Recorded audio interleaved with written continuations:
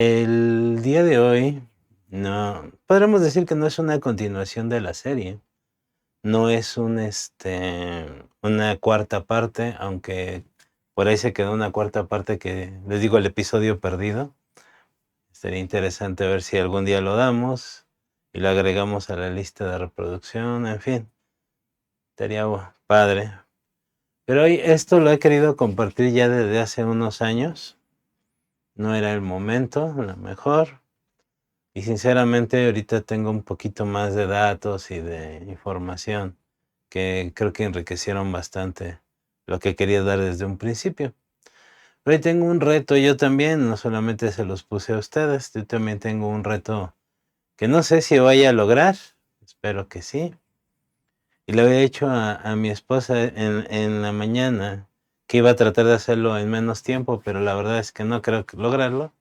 Así que voy a tratar de resumirles 5 clases que doy en el instituto en 10 minutos. Estamos hablando de unas 5 horas de clase, resumirlas en 10 minutos. Vamos a ver si es posible, si lo logro. Hasta me iba a poner un cronómetro, pero no, creo que mejor no. Y el reto principal era de 5 minutos. No creo. Vamos a ver si me sale y ustedes se van a dar cuenta. ¿Por qué es importante esto?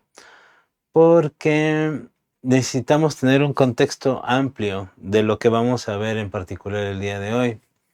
Y tiene mucho que ver, y los que ya pudieron ver ahí el título de la conferencia, es 31 de octubre.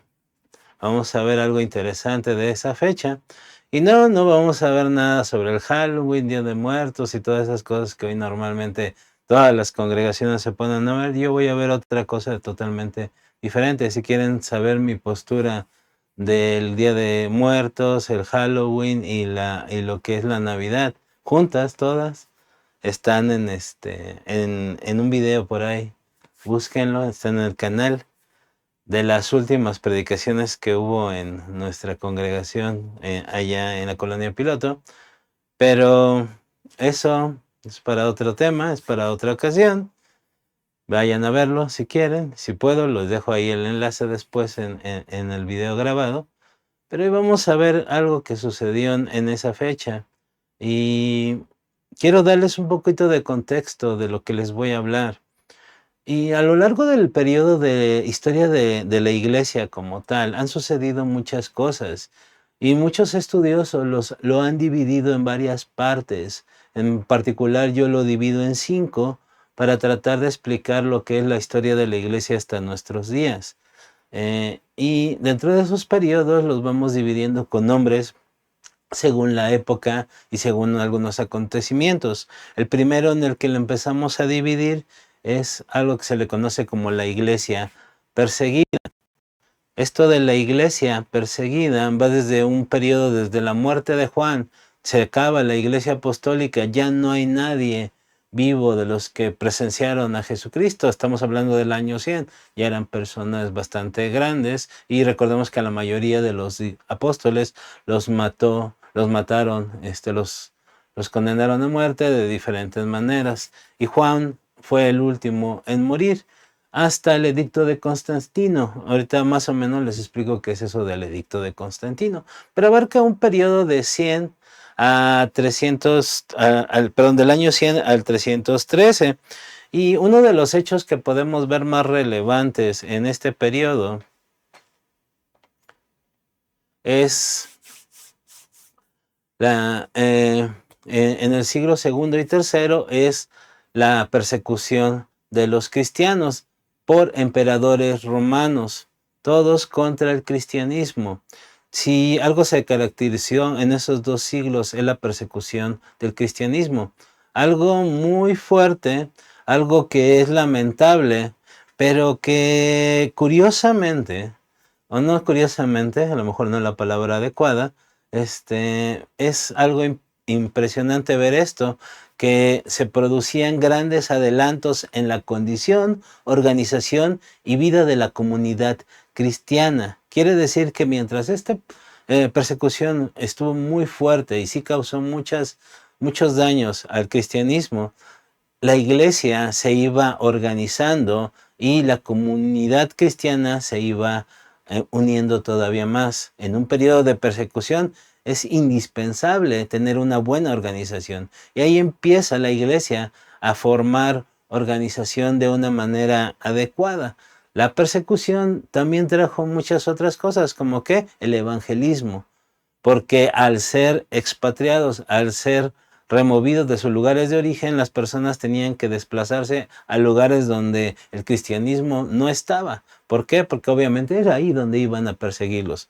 Pero con esta expansión el evangelio creció y creció a todo lo que es toda Europa, parte de Asia y África al norte.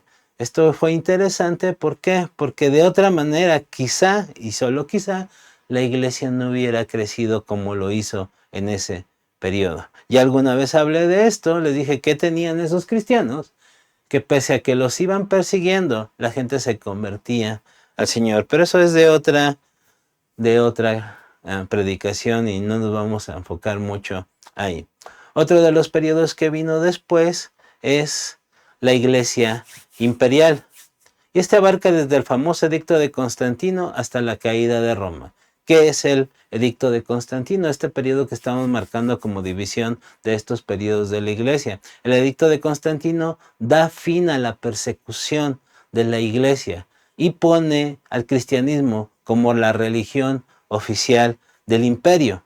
Y Constantino fue un emperador romano que trajo esta paz, el fin de la persecución, pero aunque muchos engrandecen este periodo, realmente es uno de los que más daño le ha hecho a la iglesia y ahorita se van a dar cuenta. ¿Por qué? Si se dan cuenta, está abarcando desde este edicto que pone fin a la persecución hasta la caída del Imperio Romano. No solamente le hizo daño a la iglesia, sino también le hizo daño a otras partes de la sociedad. Y el cristianismo no tiene nada que ver. Al contrario, fue la creciente conducta de enriquecerse, de tener más y más riquezas, lo que vino a dañar todo. Y la Biblia es bien clara con eso. El dinero no es el problema es el amor al dinero y también al poder. Ese es un problema en todos lados. El poder corrompe, como dicen por ahí. El querer tener más y más y más poder fue lo que destruyó el imperio más poderoso del mundo, pero también destruyó a la iglesia en muchos sentidos. Aunque, y esto siempre lo señalo en mis clases y en todos lados, esto no quiere decir que a Dios se le salieron las cosas de control.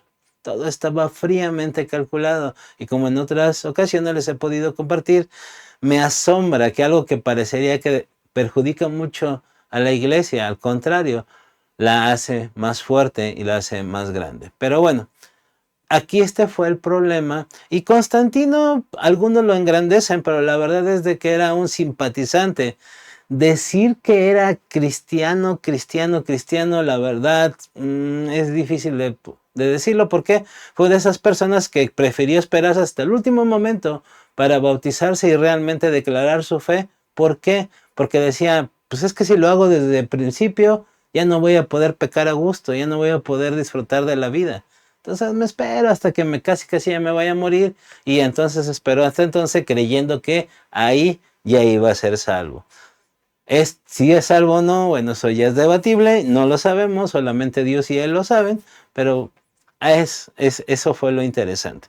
Este periodo trajo mucho daño, como les dije, pero trajo muchas cosas también que empezaron a despertar en varias personas un sentimiento como de que aquí hay algo mal. La iglesia no debería ser así, la iglesia no debería de comportarse de esta manera. Y estos sentimientos empezaron a avivarse en el siguiente periodo y donde empezó a surgir todo lo que vamos a empezar a estudiar el día de hoy, que es la iglesia medieval, que abarca desde la caída de Roma hasta la caída de Constantinopla. Roma se dividió en dos partes para poder ser gobernada. Era mucho el imperio romano y por estrategia decidieron tener dos capitales. Roma siendo la que dominaba mayormente la iglesia y Constantinopla que había un equilibrio un poquito más y el imperio era un poquito más poderoso. Imagínense qué tan ególatra era Constantino que le puso Constantinopla a la capital de Roma. Ya nos imaginaremos el clase de personaje que era, ¿no? El lugar de Constantino. O sea, bueno, imagínenselo. Y no sé si alcanzan a ver las letras pequeñitas, y si no, se las digo ahorita. Va desde el año 476 al 1453. Es un periodo aproximadamente de 1000 años. Durante 1000 años la iglesia tuvo el poder imperial. Y durante este periodo surgieron todas las cosas malas que vamos a estar hablando el día de hoy. Este periodo es de estudio básicamente cristiano. ¿Por qué? Porque la época medieval sí abarca más o menos estas fechas por los eventos que estamos diciendo, pero algunos lo ponen un poquito más amplio. Pero les digo, por si llegan a ver que el medievo era en otra época, efectivamente, pero para efectos de estudio de lo que estamos haciendo, lo ponemos en este periodo. Siempre lo menciono porque luego dicen, estás dando mal información, estás dando mal la situación. Y les digo, solamente es para épocas de estudio. Realmente ni los historiadores se ponen de acuerdo de qué periodo es cada uno, pero esto solamente es por estudio. ¿Qué pasa aquí? El Imperio Romano cae. Ya no es el imperio más poderoso, empiezan a surgir otras situaciones. Básicamente la gente quiere echarle la culpa al cristianismo. Algunos se basan aquí para decir, ya ven, el cristianismo no sirve, en estas situaciones no. La realidad es que el cristianismo no tuvo nada que ver como tal, sino fue las divisiones que empezaron a tener los emperadores por la lucha del poder. Es decir, ¿por qué una sola persona tiene que tener todo el poder? Yo también puedo subir aunque no tenga descendencia imperial. En fin, básicamente lo que destruyó a ese imperio fue los intereses personales de cada uno. ¿Por qué? Empezaron a surgir revoluciones civiles, movimientos civiles que dijeron, ya estoy harto, solamente estamos trabajando para una sola persona, y empezaron a nacer esto. El espíritu nacionalista, como se le llamó, es el de que mi nación también merece tenerlo, mi lugar de trabajo merece tener la oportunidad de ser poderoso y de crecer. Esa fue una de las cosas. Y surge el movimiento que vamos a estar hoy un poquito más adentro y el año que vamos a estar estudiando. El siguiente periodo que nace es a lo que se le conoce como la Iglesia Reformada. Y este abarca de la caída de Constantinopla, cuando el Imperio Romano es totalmente destruido, hasta la Guerra de los 30 años. Una guerra en Europa que se hizo por diversos motivos, pero abarcó a toda Europa y duró 30 años, por eso la Guerra de los 30 años, que hoy en día conforman las divisiones que existen en Europa, los países. Básicamente la misma estructura que cuando terminó la Guerra de los 30 años hasta el día de hoy es la que mantiene Europa hoy en día. Algo también que quiero señalar aquí de esta llamada Iglesia Reformada es de que tanto los abusos de la Iglesia Católica Romana empezaron a ser tantos que varios pensadores trataron de hacer algo para que dijeran, oigan, ustedes son la Iglesia y la autoridad máxima es el Papa, pero en la Biblia, en la palabra de Dios, no dice nada de eso. Y varias de las prácticas que están ocurriendo no tienen sentido porque no vienen en la Biblia y dicen que la Biblia es la palabra de Dios. No lo comprendo.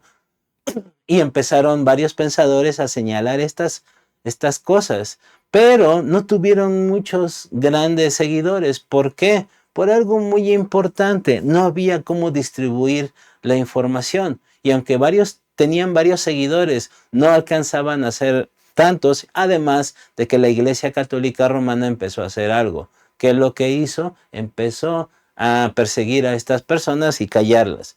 Bajo ok, estás pensando en esto, ¿sabes qué? Si sigues con este pensamiento, va a haber una excomunión. Te vamos a correr de la iglesia. A algunos no les importó, fueron excomulgados, pero otros con ese miedo dijeron, mejor ya le paro a mis pensamientos, además de que me sirve, solamente me siguen 10 pelados, o sea, no tiene mucho caso seguir en esta situación. Ahora, en la iglesia hay algo que surge, que empieza a nacer en ese entonces y que empieza a señalar estos errores y estas situaciones de la Iglesia Católica Romana. Vamos a ver algunos, los principales y lo que trajo después la división de esta iglesia. Algo pasó, pero hay un movimiento que seguramente han oído y que seguramente conocen, que se conoce como el Renacimiento. Y el Renacimiento empieza a debilitar la Iglesia Católica Romana. ¿Por qué lo empieza a debilitar? Por una razón muy sencilla. Empieza la gente a pensar por sí misma. Empiezan a surgir las artes, empieza a surgir la literatura, empiezan a surgir movimientos sociales que empiezan a pensar, no solamente a conformarse con lo que les dicen. Y este movimiento empieza a debilitar a la Iglesia Católica Romana. Ojo, porque estoy haciendo esta precisión de Iglesia Católica Romana, porque la Iglesia, en otro sentido, vamos a ver que se refiere a otra situación. Vamos a verlo más adelante, pero por eso esta precisión. Antes la iglesia como tal solamente se conocía una y era esta, la católica romana. Todos se llamaban cristianos. Después empezó a decir católica romana por esta división que va a venir en este periodo que vamos a estar estudiando. Pero no solamente el Renacimiento empezó a debilitar a la Iglesia Católica Romana. Surge algo que para mí es el parteaguas de la reforma de la Iglesia, que es, algunos le dan mucho crédito al acto de que hizo este Martín Lutero, pero hay algo para mí más importante y que la verdad creo que fue la base fundamental de esta reforma. Y es algo que a lo mejor no tienen muchos en el radar, pero ahorita vamos a ver que sí tuvo mucho que ver y sin esto la reforma no se pudiera haber llevado a cabo. ¿Qué fue eso? La invención de la imprenta. Vino a ser un heraldo y un aliado en la reforma venidera. El descubrimiento lo hizo Gutenberg en Maguncia, en Rin, en 1455. Este gran invento ayudó a que muchas cosas fueran difundidas. ¿Por qué?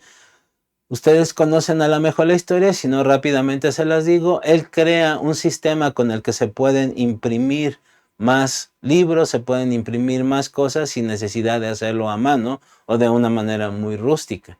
Esto ayuda a que sea más fácil producir elementos escritos. Y el primer libro que es impreso fue la Biblia.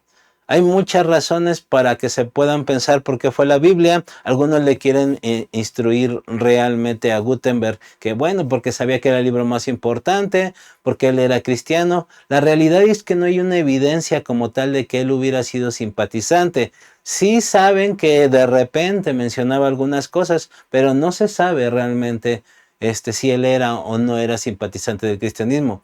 ¿Por qué lo hizo? Y aquí a lo mejor sonaremos muy materialistas, pero lo hizo por dinero. ¿Por qué? La Biblia, un ejemplar de la Biblia, costaba en aquel entonces, la tenían que transcribir, tenían que llamar a alguien que lo hiciera, aparte de que no era muy duradera, porque los materiales con los que se hacían, pues no resistían tanto el tiempo. El costo de una Biblia en aquel entonces era de salario de un año de un jornalero.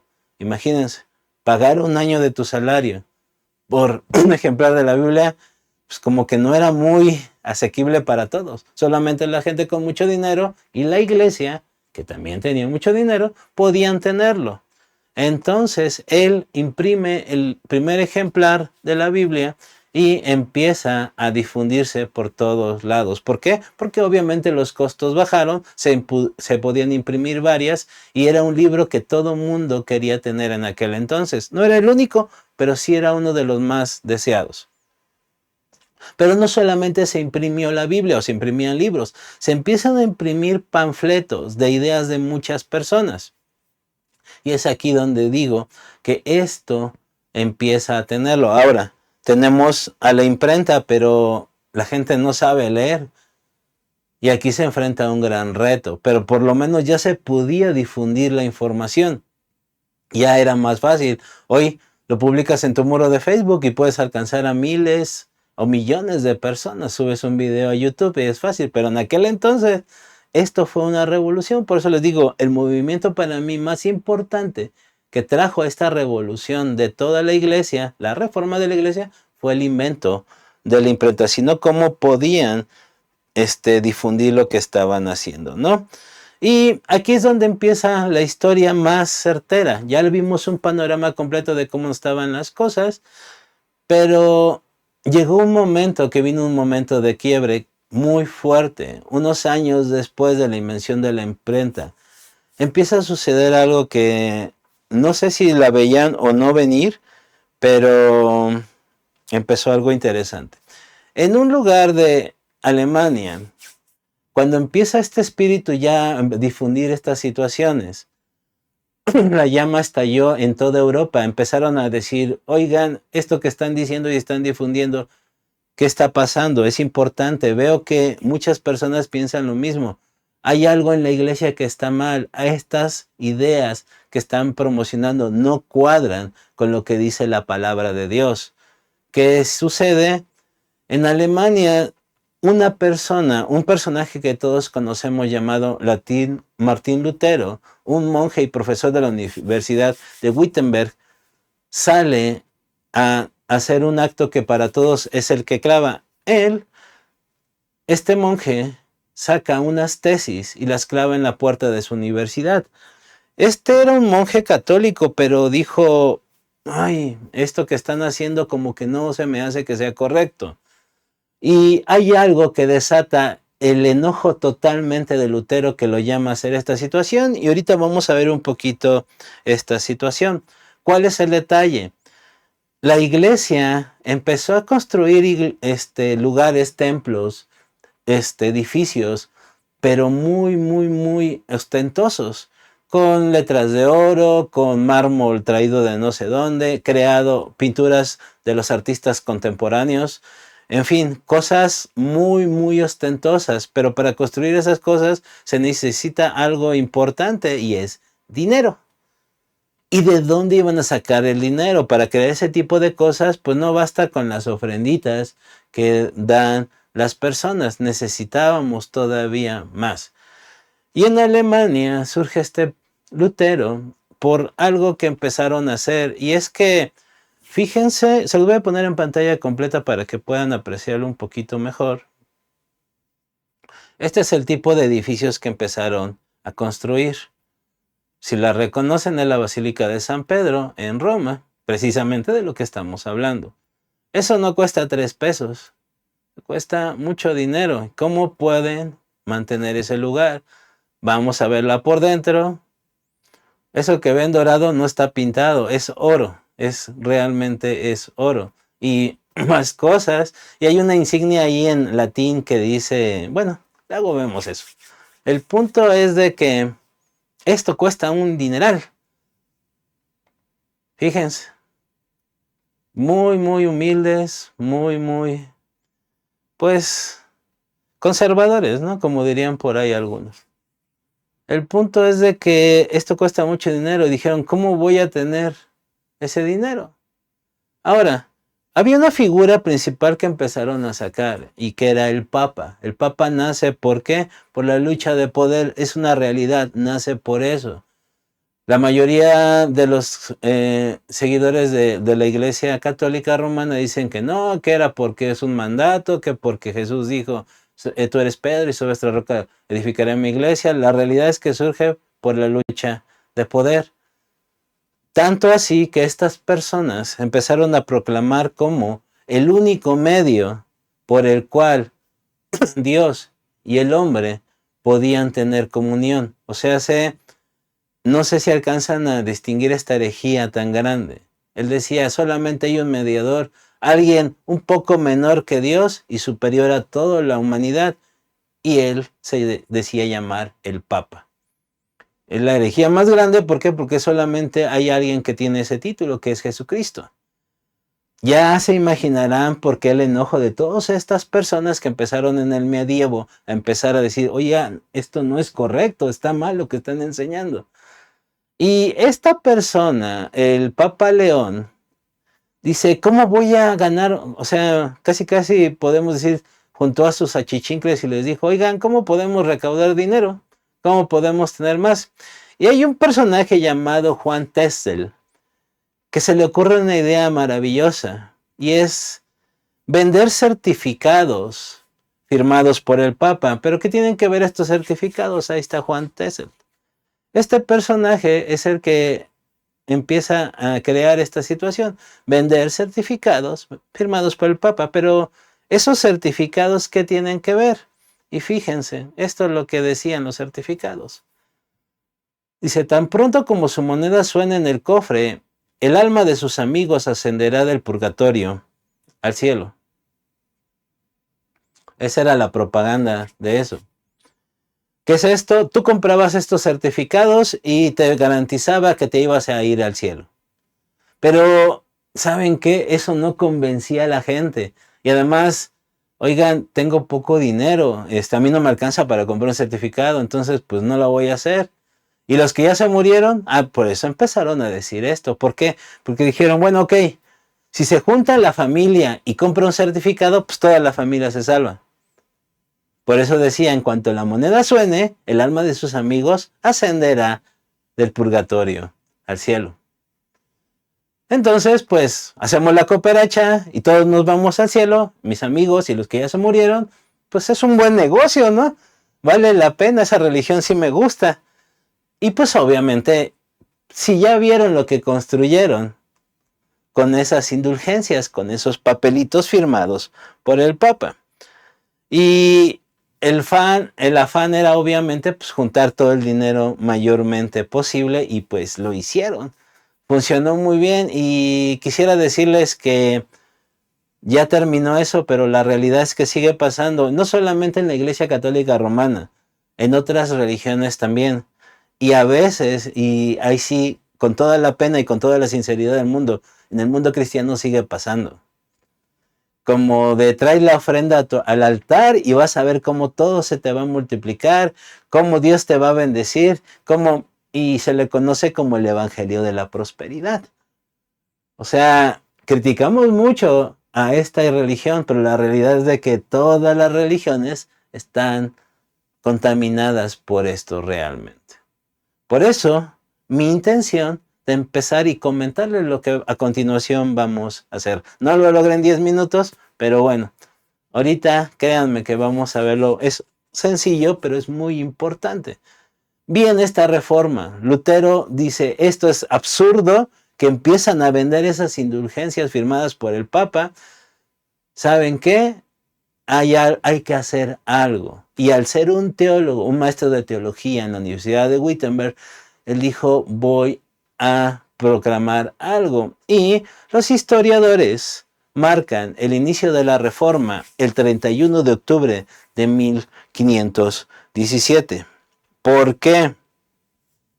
¿Por qué marcan ese lugar? Porque este personaje llamado Martín Lutero se le ocurre clavar 95 tesis, 95 cosas en la puerta de la Universidad de Wittenberg. Ahora, ¿por qué hace esto? Las 95 tesis de Lutero, no se preocupen si no ven eso, se los voy a leer. Es mucho texto, perdón, pero dice, las 95 tesis de Lutero son declaraciones que cuestionan las enseñanzas de la Iglesia Católica medieval sobre temas diversos, en particular sobre la salvación, el arrepentimiento, las indulgencias, lo que acabamos de ver con Testel, y el purgatorio, las cuales contradicen las enseñanzas de la Escritura. Recordemos, Lutero era un monje católico. Él conocía todo esto, pero también empezó a leer lo que los otros personajes en el medievo empezaron a señalar No es de que se le ocurriera todo a Lutero, pero todas las influencias que él tuvo lo llevaron a escribir estas 95 tesis. Y es por eso que ese día, el 31 de octubre de 1517, se marca como el inicio de la Reforma. Realmente la Reforma comenzó desde el medievo, pero para dar una fecha, tomamos esta. Es como ¿cuándo es Navidad? No, pues el 25 de diciembre. Realmente no sabemos cuándo nació Jesús, pero decidimos marcar una fecha para poder celebrarlo. Nada más es eso. Igual acá, escogemos una fecha, aunque no se sabe a ciencia cierta, pero este hecho que hizo Lutero empezó a marcar el inicio de muchas cosas muy interesantes, sobre todo porque Lutero tiene algo muy especial. ¿Qué es lo que hizo Lutero? Pues bueno, ahorita lo vamos a ver. Un poquito también resumido, no tenemos el tiempo para ver todo eso. Pero, ¿por qué clavar estas cosas en la puerta de Wittenfeld? ¿Por qué hizo esta situación? Normalmente tenemos esta imagen de Lutero clavando sus tesis. Y sí, no crean que eran las tesis como hoy, que son casi libritos. Imagínense clavar 95 ahí, pues no. Sino eran situaciones cortitas donde podías ponerlo en un papel, y él decidió clavarla. Y esta imagen la tenemos muy normalizada, pero la realidad que la imagen un poquito más correcta era algo similar a esto. ¿Por qué? Si se dan cuenta, ya hay muchos papelitos, hasta caricaturas hay. ¿Por qué?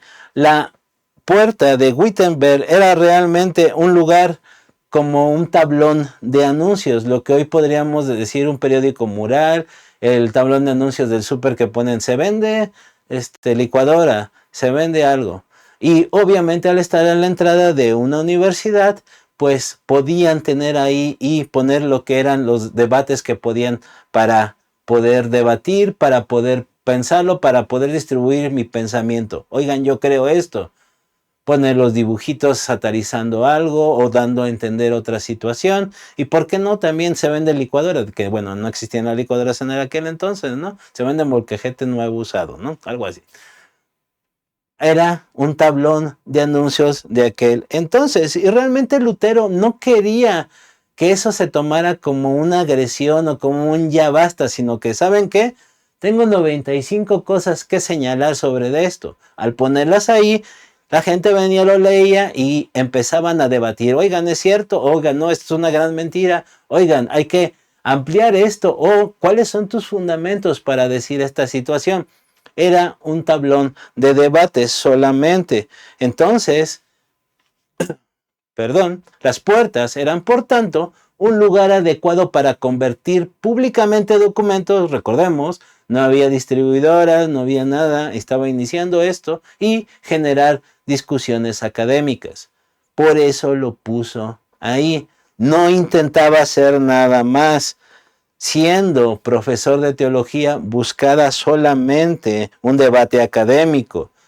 Sobre las indulgencias ya vimos, y sobre los puntos que decían ahí.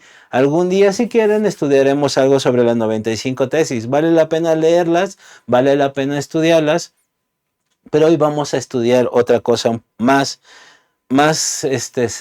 simplificada, pero que realmente abarca todo este periodo. El acto de clavarlas en la puerta, como les dije, no era una forma de protesta abierta, sino una invitación a la discusión y al examen crítico. Pero, aún Lutero no pensó o no creyó o no dimensionó que al hacer esto se iba a expandir por todo Europa. Y empezaron a surgir más pensadores o pensadores que dijeron: oye, estás tomando mis datos, mira, aquí hay más información, o esto que dice Lutero, lo dice tal pensador. Y esto empezó a generar un movimiento. Como les digo, no dimensionó hasta dónde llegarían a lo mejor, pero empezó a tener también algo en la iglesia romana. Pero dijo, aquí hay alguien que nos está contradiciendo. Lo peor, es un profesor de teología. Lo peor, hay más pensadores como él. Lo más peor, hay gente que está señalándonos que son nuestros seguidores. Esto no puede quedarse así. Tenemos que ver. Como les decía, bueno, ahorita vamos a eso. esto se empezó a difundir por todos lados y empezó con esto. ¿Qué pasó? Viene una reforma, viene una persecución contra Lutero, vienen muchas situaciones que pusieron en entredicho a la iglesia. ¿Por qué? La iglesia, muy buena onda, con todo el amor del mundo, se acerca a Lutero y le dice, oye, por favor, retráctate de todo lo que acabas de decir. Y no sé si se alcanza a distinguir, pero estoy siendo muy sarcástico. ¿Por qué? Porque lo mandan a llamar inmediatamente, casi a modo de preso, y le dicen, retráctate o te excomulgamos. Te vamos a sacar de la iglesia y ahí se va a acabar tu carrera como monje. Y él dijo, pues no me voy a retractar.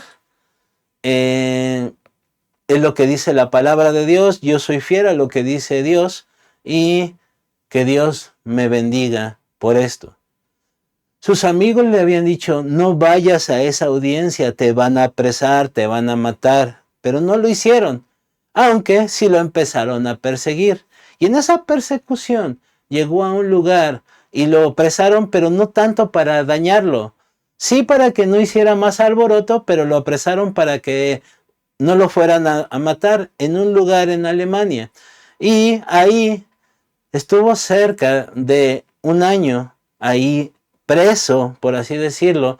Ahí estuvo, pero él aprovechó ese año para hacer algo que es por sí solo memorable y que por lo que podríamos decir Lutero tuvo un lugar dentro de toda la historia, aparte de esas 95 tesis.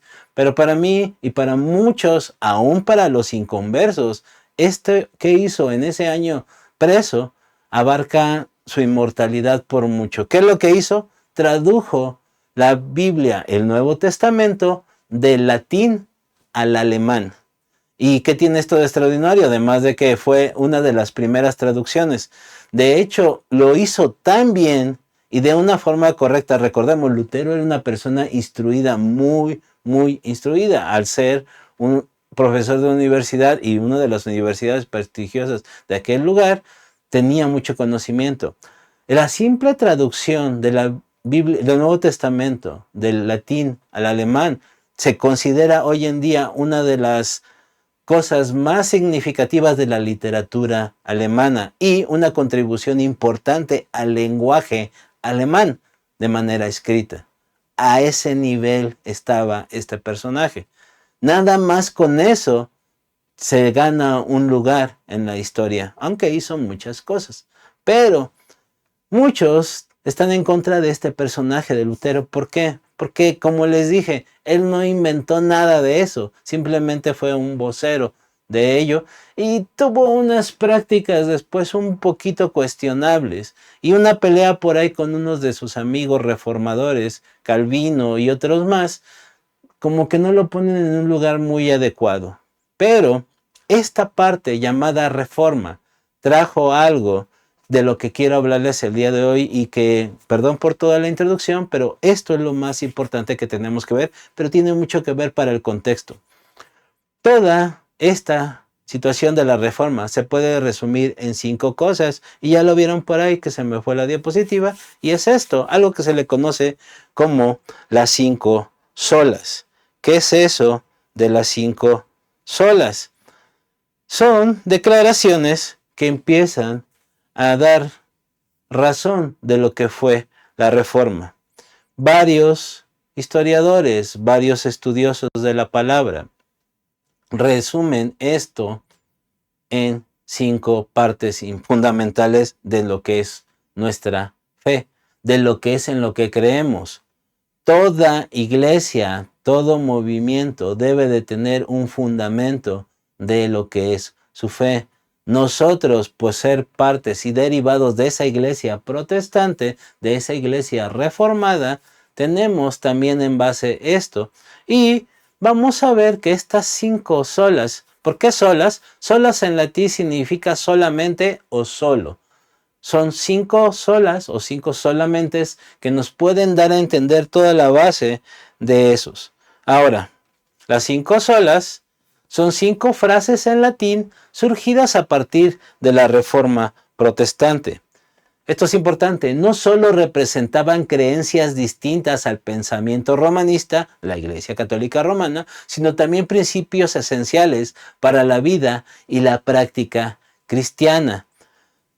Englobar todo eso de los que los reformadores empezaron, incluidas las 95 tesis de Lutero, como de otras cosas, son la definición de muchos estudiosos a 5 cosas fundamentales. Ahora, importante esto porque muchas veces llegamos a cometer este error. Hay un teólogo llamado Kevin Van Hooser que dice lo siguiente: si bien los libros de hoy suelen tratar las 5 solas juntas, fue hasta el siglo XX cuando se mencionaron colectivamente.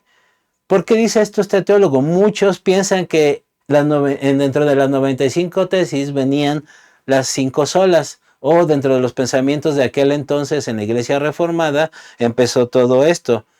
No fue así, aunque toda la esencia de la Reforma, todos estos escritos, todos estos pensamientos se pueden resumir y obviamente van implícitos ahí. No fue hasta el siglo XX cuando empezaron a juntarlas y, esto lo podemos resumir en una sola, o en 2 solas, o en 3 solas, en 3 frases. Fue hasta el siglo XX que alguien dijo, ¿por qué no los numeramos así? ¿Por qué no se numeran de esta manera? Se hubo un consenso y dijo, toda la Reforma la podemos resumir en estas 5 solas. Y vamos a estudiar esas solas.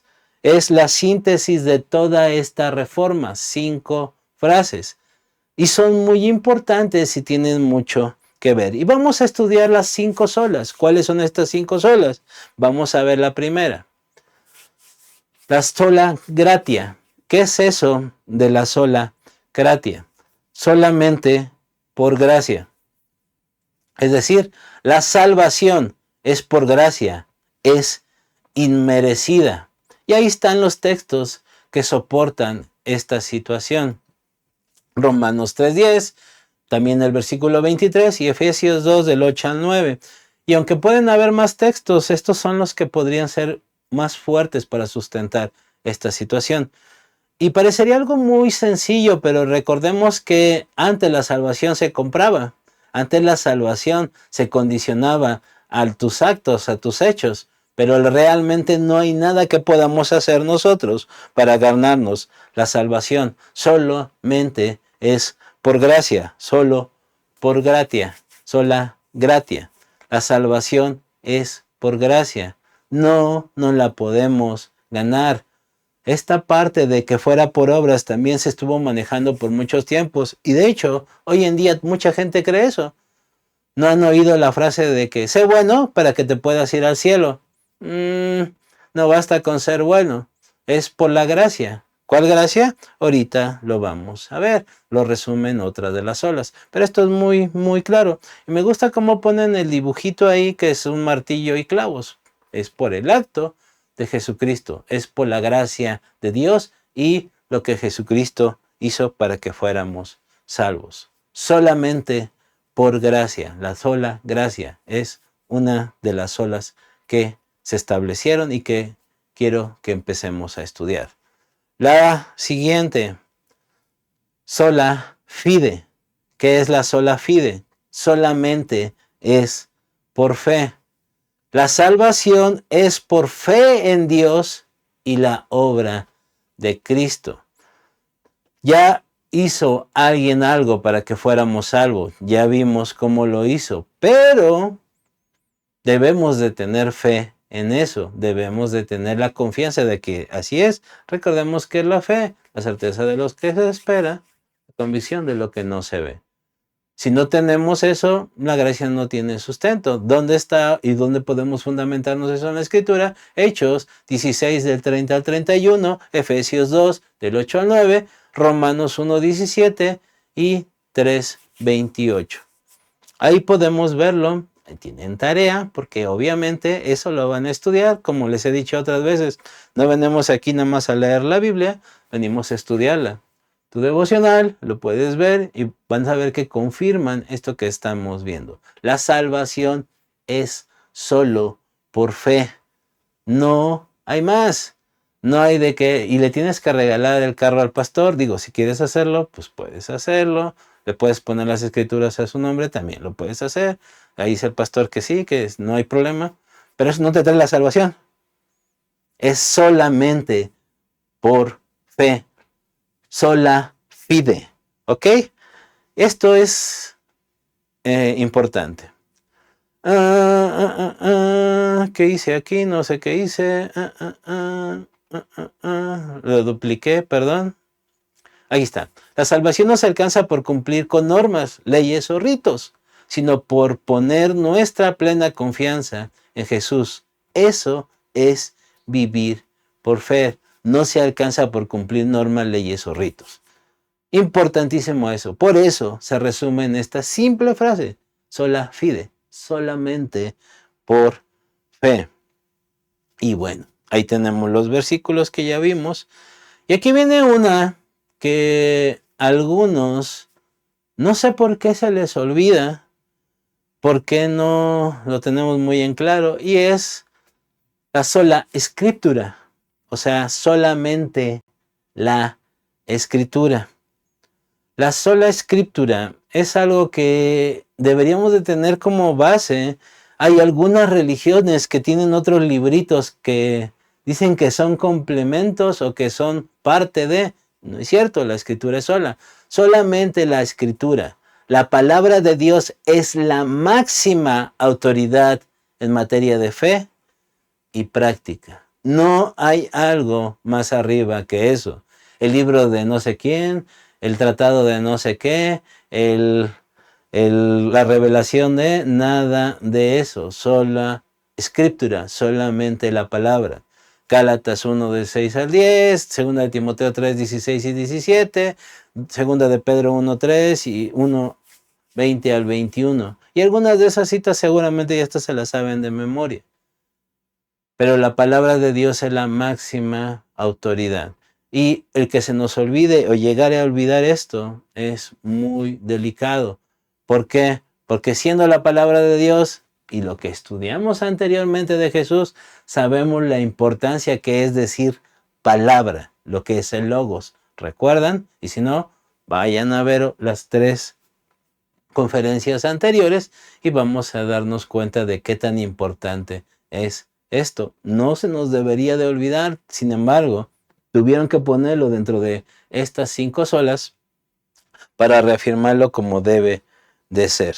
La sola escritura. Ahora, la reforma trajo algo muy importante. No solamente trajo este pensamiento, sino que les decía hace rato y les dije que lo recordaran un poquito. ¿De qué sirve tener la Biblia si no se lee? Ahorita la mayoría de nosotros no tenemos ningún problema con la lectura, sabemos leer y escribir, pero en aquel entonces no era muy fácil tener acceso a la educación, aparte de que era muy costoso. No solamente, solamente las personas con recursos podían hacerlo. No era fácil. ¿Qué pasó? La iglesia tuvo que empezar a alfabetizar, tuvo que comenzar a enseñar literatura, tuvo que enseñar tuvo que empezar a traducir la Biblia a los idiomas que ellos entendieran. Solamente el libro no les ayudaba en absolutamente nada. Y es muchas de las cosas que a veces también se nos han olvidado hacer. ¿Por qué? Porque le decimos, ay, lee tu Biblia. Sí, ya la leí, pero no le entiendo absolutamente nada. Ah, mira, es por esto, y empezar a estudiar, empezar a hacerlo. No basta solamente con llevarle la Biblia. Sí, Dios puede dar revelación, Dios podría bajar algo en su idioma, toda esa parte, pero para eso también nos da la oportunidad a nosotros de ayudar, de poder contribuir con eso. Así como lo hizo Lutero con esta traducción del latín al alemán. Y muchas otras personas que podríamos ver. La King James, el rey James que hizo esta famosa y gran traducción del idioma inglés de la Biblia, que aún hoy en día muchos utilizamos para ver contextos y para ver una traducción muy bien hecha, y algunas otras más que podríamos ser, Cipriano de Valera, que también ayudó en la parte del español. En fin, todo eso era necesario. No solamente darle la Biblia, aquí está el librito. Necesitamos ir más allá. Mientras ellos aprenden, mientras ellos tienen su propia revelación. El sola escritura no solamente debería de verse como que dale el librito y ya, y nada más vas a tener el librito. Bueno, ahí está, ya lo leí, no le entiendo nada. Hay que enseñarles cómo se debe de interpretar, cómo se debe de usar. Y a estos al principio les causó mucho, pero mucho ruido. ¿Por qué? Porque la gente empezaba a interpretar. El rollo es de que, como les digo, les daban la Biblia, ellos decían, esto quiere decir esto, y empezaron a enseñar una falsa doctrina. No, ¿por qué? Si lees más adelante, vas a descubrir que esto tiene relación con esto. Mira, en aquella época se usaba este simbolismo para esta situación, etcétera, etcétera, etcétera. ¿Me explico? A veces el sola escritura nos puede llevar a algo que se conoce como la nuda escritura. Que bueno, eso es otra cosa que a lo mejor veremos porque también es importante precisarlo, que nada más la Biblia, nada más la Biblia, nada más la Biblia. Y sí, así debe de ser. Pero el detalle no es de que solamente la Biblia. ¿Por qué? Porque debemos de apoyarnos en más cosas. La situación aquí es de que es la máxima autoridad. Pero si solamente te basas en eso, sin tener contexto, sin tener el manejo del idioma, vas a interpretarla mal. Es donde tenemos que tener cuidado. ¿Por qué? Porque la revelación que Dios nos vaya a dar, la vamos a echar a un lado. ¿Por qué? Porque Dios te va a traer una revelación que quizás no lo diga textualmente, que sí tiene que ver con todo, pero si no tenemos un manejo adecuado del lenguaje, vamos a tener muchos problemas. Si no me creen, vean las iglesias más tradicionales, cómo llevan el estudio de la Biblia. Y al hacerlo literal, lo único que están haciendo es dañando a la enseñanza de la palabra de Dios. Y ahorita vamos con una frase que dijo Lutero que me parece muy acertada ahí. Fíjense, los reformadores no se conformaron solamente con dar la escritura. Para liberar las escrituras, los reformadores utilizaron 3 cosas. En primer lugar, la imprenta. Lo que les digo, para mí, el parteaguas de toda esta situación. En segundo lugar, las traducciones. ¿Por qué? Recordemos, la Biblia solamente se manejaba en un idioma, que era el latín. Y, curiosamente, por eso, estas 5 solas se dicen en latín. ¿Por qué? Porque en aquel entonces solamente era el lenguaje divino, era el lenguaje permitido para todo lo que era las cosas de Dios. Al hacerlo en latín, estamos dando a entender esta situación idéntica, ¿ok? Dices que el latín es la máximo de lo máximo, pues te lo digo solamente en 5 solas en latín para que se entienda, para que pueda trascender. Y en tercer lugar, la alfabetización. Enseñarles a leer y escribir. Y por mucho tiempo, y aún hoy en día, muchas iglesias, esto es de lo más importante. Aquí es donde viene algo interesante. ¿Por qué? Pero es que si les enseño a leer, van a leer otra cosa que no es la Biblia. Bueno, eso ya queda en esas personas. Así como nosotros podemos ver en YouTube muchas predicaciones, pero nos la pasamos viendo videos de gatos que se caen, niños riendo, mojándose o cositas así. Depende ya de ti, tú le enseñas el camino. Por eso no solamente es importante enseñarles a leer y escribir, sino cómo elegir el contenido y lo importante que es la comunión con Dios y la comunión con el Espíritu Santo. Es importantísimo eso. Cuarta sola, y no se preocupe, ya mero acabo. Solo Christus, o sea, solamente Cristo. La salvación se encuentra solamente en Cristo. Recordemos todo lo que vimos de la historia de la iglesia. Decían que el Papa era el máxima autoridad y solamente el único puente entre Dios y las personas. Y esto es totalmente falso. La salvación solamente la encontramos en Cristo. Colosenses 1 del 15 al 20, Hebreos 12 del 1 al 2, Juan 14, 6, que es creo que el que más resalta de ahí y que conocemos esto, que Cristo dijo, yo soy el camino, la verdad y la vida y nada viene del Padre si no es por mí. Y Hechos 4, 12 también lo podemos ver. Solamente Cristo. Y de hecho hay una canción, ¿no? Cada que digo solamente en Cristo me acuerdo de esa cancioncita bonita. Pero bueno, ya algunos hasta la están cantando. Solamente Cristo. No hay ningún otro mediador entre Dios y los hombres. Ya lo vimos también en las predicaciones pasadas. No hay nadie, no es el pastor, no es la iglesia, no es la religión, no es el pensamiento de no sé quién, no es un personaje importante, no es nadie, solamente Cristo. La salvación solamente se encuentra en Cristo. Y una más, la quinta, es solo a Dios la gloria, soli Deo gloria. Y al principio a mí me causó ruido, pero después entendí, viendo el contexto histórico, por qué era importante. El propósito de la salvación es glorificar a Dios. Efesios 1, del 3 al 6, 4 al 6, Romanos 11, 36, Primera de Pedro 2, 9. Ahí podemos ver la justificación de esta sola. ¿Por qué solo a Dios la gloria?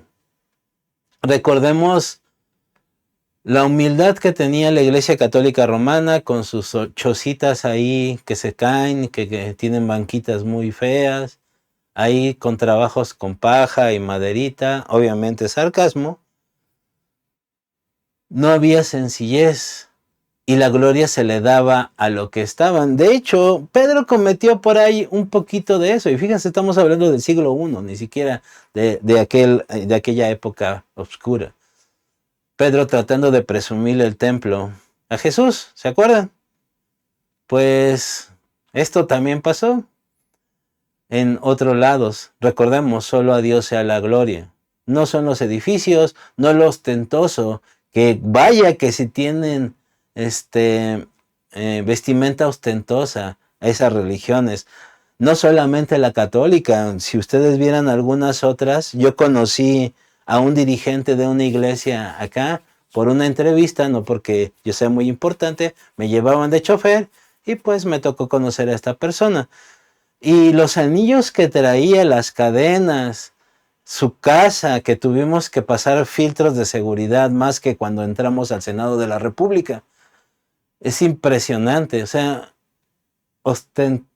muy ostentosos, muy, no sé, es indescriptible lo que pueden pasar y ver ahí. Sin embargo, eso es para llevarse la gloria a ellos. Pero, recordemos, solo a Dios la gloria.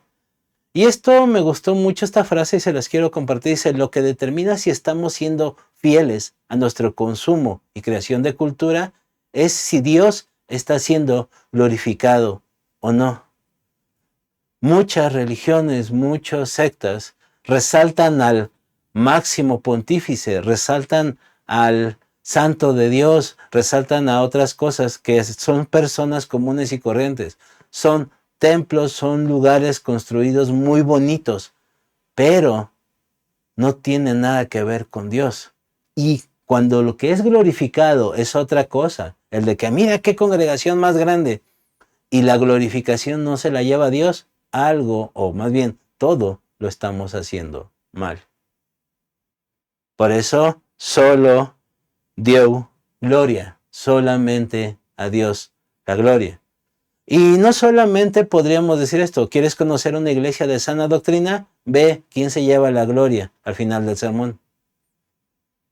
Y ahí vas a descubrir realmente. Y ya me colgué, pero vale la pena, créanme. Hay otra sola que no se incluye, pero que me pareció muy interesante para cerrar ya con esto. Dice, Ecclesia sempre reformada et, o sea, la iglesia que la iglesia deba vivir en una constante reforma. Ecclesia siempre reformada et. ¿Por qué en una constante reforma? Muchos nos quedamos acá, ay, qué bonito, ya se dividió la iglesia, los católicos decidieron salirse y algunos, los reformados, decidieron quedarse con la religión original.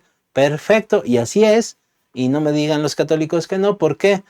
Porque claramente ellos fueron los que decidieron dividirse de la sana doctrina que al principio se había marcado con la iglesia principal. Pero eso es para otro estudio también. El punto es de que nos quedamos con ese evento, pero la iglesia debería de ser reformada siempre. Y aquí es donde viene algo que les digo, la frase de Martín Lutero que me pareció muy adecuada y que totalmente creo que estaremos de acuerdo cuando ahorita la veamos, y es esto. Dice, si predicas el Evangelio en todos sus aspectos, exceptuando los temas relacionados específicamente con tu época, no predicas en absoluto el Evangelio. Les voy a leer nuevamente. Si predicas el Evangelio en todos sus aspectos, exceptuando los temas relacionados específicamente con tu época, no predicas en absoluto el Evangelio. ¿Por qué digo esto? Si vimos el contexto y vimos todo, la reforma realmente, y estas 5 solas que resumen toda esta reforma, abarcan problemas que había en la actualidad. Lo que estaba sucediendo con las indulgencias, lo que estaban diciendo de que era el Papa, lo que estaban diciendo que cómo se adquiría la salvación, etcétera, etcétera, etcétera. Todas estas cosas eran problemas actuales. ¿Cuál es el detalle? Que muchas veces llegamos a presentarle lo que estaba sucediendo en aquel entonces y no lo que está sucediendo actualmente. Cuando nosotros predicamos el Evangelio, como dice Lutero, deberíamos de incluir las situaciones actuales. ¿Por qué? Porque ¿de qué me sirve saber de que Dios salvó a aquellos porque tenían esos problemas? ¿De qué me sirve saber que alguien hizo muchas cosas reformadas de aquellas situaciones cuando lo que estoy viviendo ahora no me identifica y no tiene nada que ver con lo que estoy viviendo? ¿Cómo me puede salvar ese Dios? ¿Cómo me puede salvar ese Jesús que estuvo aquí? Debemos de vivirlo y debemos de decirlo. Por esta razón te vengo a predicar el Evangelio. Porque yo viví esto, porque yo estoy pasando por esto, porque yo descubrí esto. Situaciones actuales. La iglesia, por desgracia, nos hemos quedado en esa reforma o en aquella vez cuando vino un nazareno, que gracias a él somos salvos, sí, pero él tenía situaciones diferentes. Por eso les he dicho, debemos de tener el contexto histórico, pero eso es para los que ya somos cristianos, para los que ya somos hijos de Dios. Pero ¿y los nuevos? ¿Cómo podrías presentarles el Evangelio si no les queda el día de hoy? Estamos predicando de aquel entonces, ¿me explico? Por eso Lutero dijo esto, con las situaciones actuales. Dejemos de vivir en una iglesia que está en el pasado. La ventaja del Evangelio, la ventaja de la Escritura es de que es actual, es de siempre. Dice que todo va a pasar menos la palabra de Dios. La situación es cómo lo estás presentando, de qué manera los estamos dando, de qué manera estamos evangelizando. Debemos de presentarlo con la perspectiva actual, tal como se hizo en aquel entonces. Y fíjense esto. Bueno, era que funcione. Ahí está. Si poner en marcha los principios de la fe cristiana no solamente me cambia a mí, no solamente cambia mi comunidad, sino también tiene la posibilidad de transformar la sociedad. Esto es muy importante. ¿Por qué? Porque si no llegamos a entender nada más de que voy a sentir bonito, nada más de que yo voy a ser salvo, estamos con una visión muy cortita de lo que es el Evangelio de Dios. Y estas 5 solas nos ayudan a entender todo lo que va. Sí, pero ¿qué es lo que está cambiando? Ya me cambió a mí, soy buena persona. Bravo. ¿Y la sociedad y lo que te rodea y todos los demás? Si lo estamos haciendo correctamente, y estas solas que son la base de lo que creemos nosotros, están bien fundamentadas, debemos de cambiar esto. Como dice, no solamente me cambia a mí, cambia a mi comunidad, sino tiene la posibilidad de transformar la sociedad. Y a veces pensamos que a bibliazo, reformando leyes, suponiéndonos algunas otras, no. Pueden aprobar todo lo malo y que sea legal, que lo hagan, pero el detalle es de que de tú que estás enseñando con tu vida de lo que es la Escritura. ¿Por qué no antes de llegar a violar una ley o cumplirla como quieran verlo, les enseñamos las consecuencias reales? ¿Me explico? No solamente quedarnos por encimita, sino transformar la sociedad, llegar todavía más allá. Estas solas y todos los versículos que te puse, estúdialos, revísalos, son tu fundamento. Pero es hora de que ese fundamento y todo lo bonito que estudiamos empiece a cambiar nuestra sociedad, empiece a cambiar nuestro entorno. Tú ya eres buena persona, qué bueno. Y si no, vamos en camino para allá. pero que eso sea el mensaje de Dios, que estos reformadores, gracias a Dios que lo hicieron, pero ahora vienen otros reformadores, que somos nosotros. La reforma estuvo bien, pero necesitamos seguir reformando la iglesia. La iglesia, no la palabra, ojo, porque la palabra es eterna. Pero ¿de qué manera esa palabra, esa sola escritura, nos va a ayudar a cambiar la sociedad de ahorita, no la de hace 1000 años? ¿Me explico? Termino ya, ahora sí, perdón por colgarme, no cumplí el reto, fallé, lo siento. Pero esta frase es de Lucas Manghini, uno de los personajes que últimamente he estado leyendo y estudiando, pero que es bien, me gustó muchísimo cómo puso esta frase y dije, con esta voy a cerrar. Y es esta frase, fíjense.